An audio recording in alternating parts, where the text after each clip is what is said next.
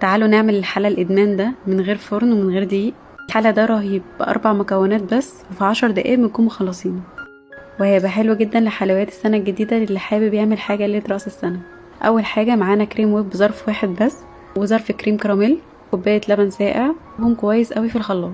معاهم على جنب. وبعد كده نجيب الصينيه اللي هنشتغل فيها، ونجيب اوريو، وبعد كده اولكر ساده او اي نوع بسكوت ساده عندكم. اول طبقه هنحط بسكوت اوريو جوه اللبن بالشكل ده، وبعدين نرصه كده. وبعد كده اول ما نخلص الصينيه اللي معانا نجيب الخليط اللي عملناه في الخلاط وننزل عليه بنص الكميه بس، وهنعين النص التاني. وبعد كده هنساوي بقى الكميه اللي احنا نزلناها دي بالشكل ده بالمعلقه او باي حاجه. بعد كده نجيب بسكوت ساده اللي معانا ونحطه في اللبن بالشكل ده، وبعد كده نرصه لغايه ما نخلص الصينيه كلها.